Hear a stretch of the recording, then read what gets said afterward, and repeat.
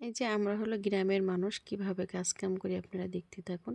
হরে কৃষ্ণ বন্ধুরা, আমি একটা ছোটোখাটো ব্লগ করলাম, আশা করি আপনারা সবাই দেখবেন।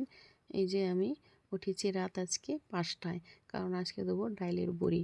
তাই এই যে সব বাসি কাজ কাম সেরে স্নান করে চলে আসলাম রান্নাঘরে, অন্যটা চাপিয়ে দিয়ে সবজি বানাতে বসে গেলাম।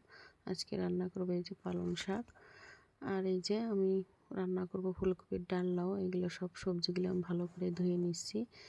ধুয়ে এই যে আজকে দেবো সেই ডালের বড়ি এই কচু দিয়ে। তাই এই যে কচুটাকেও আমি এখন বানাবো। তাই আমি দাটা নিলাম, কারণ অনেক বড় কচু, তাই দা দিয়ে কাটতে হবে। যে পাঁচফোড়ন ফোড়ানি দিয়ে ডালের বড়ি দিয়ে রান্না করব পালং শাক চাপিয়ে দিয়ে যে চলে আসলাম ডাল ঝরাইতে।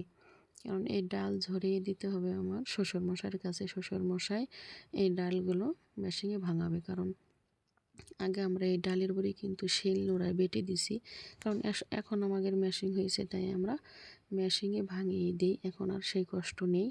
আর এই যে ডালের বড়ি দেবো এই কচু দিয়ে, তাই কচুগুলো সব বানিয়ে নিচ্ছি। আমি রান্না করতে করতে এই কাজগুলো করে নিচ্ছি, নাহলে রোদ উঠে গেলে সব কাজ ফালায় রেখে আগে কিন্তু দেওয়া লাগবে ডালের বড়ি।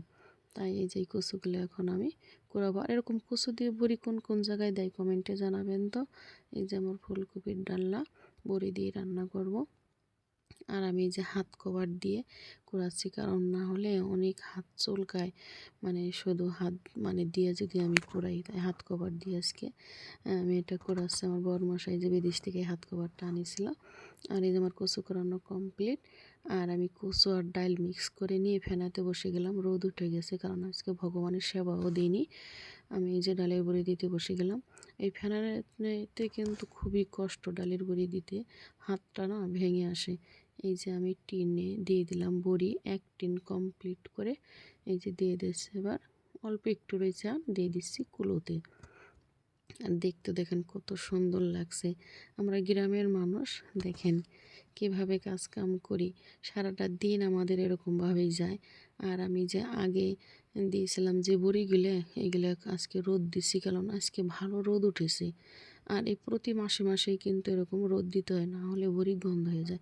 এখানে ভিডিওটা শেষ করছি, ভালো থাকেন।